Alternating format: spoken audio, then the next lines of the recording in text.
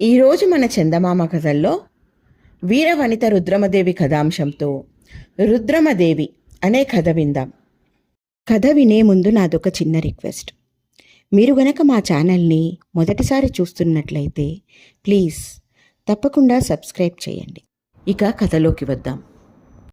మన దేశం ఎందరో వీరవనితలను కన్నది. దేశం కోసం ప్రాణాలు అర్పించి యుద్ధాలలో పరాక్రమం చూపి ఎంతో సమర్థతతో రాజ్యాలను ఏలి చరిత్ర ప్రసిద్ధిగన్న వీరవనితలు మన దేశంలో ఎందరో ఉన్నారు. అటువంటి వారిలో కాకతీయ రుద్రమదేవి ఒకరు. దక్షిణ భారతదేశంలో సామ్రాజ్యాలు స్థాపించిన వారిలో కాకతీయులు ఒకరు. కాకతీయ సామ్రాజ్యంలో ప్రజలు సుఖంగా ఉండేవారు. కళలు, సంస్కృతి బాగా విస్తరించాయి.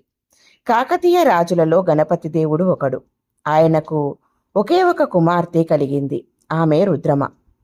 తండ్రి అనంతరం సామ్రాజ్యాన్ని ఏలవలసినది కావడం చేత రుద్రమ్మ చిన్నతనం నుండి కత్తిసాము, గుర్రపు స్వారీ, యుద్ధతంత్రము, రాజ్యతంత్రము మొదలైనవన్నీ నేర్చుకున్నది. రుద్రమ తల్లి నారమ్మ తనకున్న ఒక్క కూతురు లలిత కళలు నేర్చుకోవడానికి బదులు ఇలా మగవాడిలాగా యుద్ధ విద్యలు అభ్యసించడం ఆమెకు కొంచెం కూడా నచ్చలేదు. ఇదేమీ బాగాలేదని ఆమె తన భర్త అయిన గణపతి దేవుడితో చాలాసార్లు అన్నది. కానీ గణపతి దేవుడు ఆమెకు ఎలాంటి సమాధానం చెప్పక చిరునవ్వు నవ్వి ఊరుకునేవాడు. రుద్రమ్మ ధోరణి ఆమె చెలికత్తెలకు కూడా ఏమాత్రమూ నచ్చలేదు. రుద్రమదేవి మామూలు రాజకన్యలలాగే ఉండి మంచి నగలు, నాణ్యాలు ధరించి సుకుమారంగా పెరిగి యుక్త వయస్సు రాగానే తగిన వరుణ్ణి పెళ్లాడి పిల్లలను కనడం మంచిదని వారి ఉద్దేశం.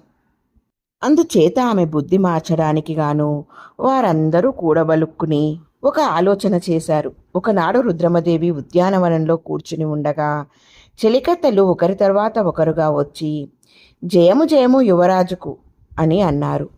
ఈ మాటలు విని రుద్రమ్మ పిడియపడిపోతుందని వారి ఉద్దేశం.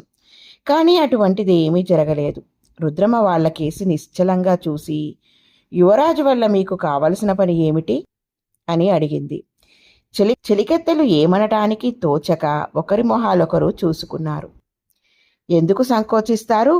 మీ కోరిక ఏమిటో తెలపండి, దానిని తీర్చడానికి నేను సిద్ధంగా ఉన్నాను అన్నది రుద్రమ్మ. తమ కడుపులో ఉండే ఉద్దేశం పూర్తి చేసుకోవడానికి ఇది కూడా మంచి అవకాశమేనని చెలికెత్తలకు తోచింది. వారు రుద్రమతో, మాకు వేరే కోరిక ఏమీ లేదు, మీరు ఆయుధాలు ముట్టనని మాకు మాట ఇస్తే చాలు అన్నారు. తన చేత అస్త్ర విద్యాభ్యాసం మాన్పించాలని వారికి గల మొండిపట్టు చూసి రుద్రమ్మకు మండిపోయింది. తాను ఆయుధ విద్యలు అభ్యసించడం తన తండ్రికి ఎంతో ఇష్టం. అందుచేత వాటిని మానే ఉద్దేశం ఆమెకు ఏ కూశానా లేదు. అయితే తన చెలికెత్తెలు ఏమి కోరితే అది చేస్తానని అన్నది కనుక రుద్రమ్మ వారితో, మీరు కోరినట్లు నేను అస్త్ర సన్యాసం చేస్తాను, కానీ అందుకు ఒక షరతు ఉన్నది. అదేమిటంటే నన్ను ఎవరైనా సరే అస్త్ర విద్యలో ఓడించగలగాలి. ఆ తరువాత అస్త్ర సన్యాసం తప్పక చేస్తాను అన్నది. ఆమె చెలికత్తెలు ఈ మాటలకు చాలా సంతోషించి ఈ శుభవార్తను రుద్రమ్మ తల్లి నారమ్మకు కూడా తెలియజేశారు. చెలికత్తెలలాగే నారమ్మ కూడా తన కూతురు అస్త్రాల పోటీలో సులువుగా ఓడిపోతుందనుకున్నది. ఆమె మంత్రిని పిలిచి, అమ్మాయిని కత్తిసాములో ఓడించగలవాని ఒకరిని చూసి పిలిపించాలి అన్నది. మంత్రి నవ్వి, కత్తిసాములో అమ్మాయిని జయించగల వాళ్ళున్నారని నాకు తోచదు అన్నాడు. నారమ్మ ఆశ్చర్యపడి, అంత చోద్యంగా చెబుతారేమిటి? నిన్నగాక మొన్న కత్తిసాము నేర్చిన అమ్మాయిని ఓడించే వాళ్ళు దేశంలోనే లేరంటే నమ్మడం ఎలా అన్నది. నేను ఇచ్చకాలకు మాట్లాడడం లేదు మహారాణి. మన సేనాని కొడుకు కత్తిసాములో చాలా గట్టివాడు, ఎందరినో ఓడించినవాడు. కావలిస్తే అతనికి అమ్మాయికి కత్తిసాములో పోటీ పెట్టి చూడవచ్చు అన్నాడు మంత్రి. మర్నాడే సేనాని కొడుకుకు రుద్రమకు కత్తిసాములో పోటీ ఏర్పాటు చేశారు.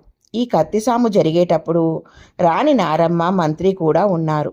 పోటీ ఎంతోసేపు జరగలేదు. త్వరలోనే రుద్రమ తన ప్రత్యర్థిని నిరాయుధుణ్ణి చేసి పోటీలో గెలిచింది. రాణి నిర్ఘాంతపోయింది.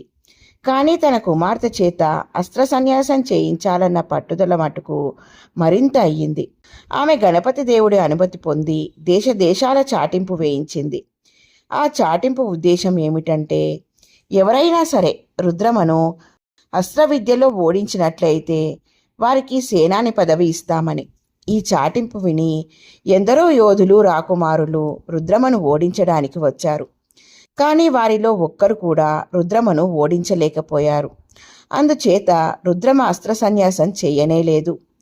గణపతి దేవుడిలాగే రుద్రమ్మకు కూడా ఆడపిల్లలే కలిగారు. అందుచేత ఆమె తన కూతురు కొడుకైన ప్రతాపరుద్రుణ్ణి పెంచుకున్నది. గణపతి దేవుడి తదనంతరం రుద్రమ కాకతీయ సామ్రాజ్యాన్ని చాలా కాలం పరిపాలించింది.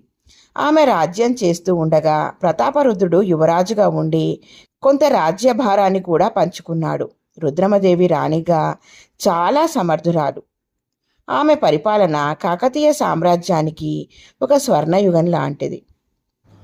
ఇలా ఉంది ఫ్రెండ్స్ ఈ కథ. బాగుంది కదూ? నచ్చిందా? అయితే లైక్ చేయండి.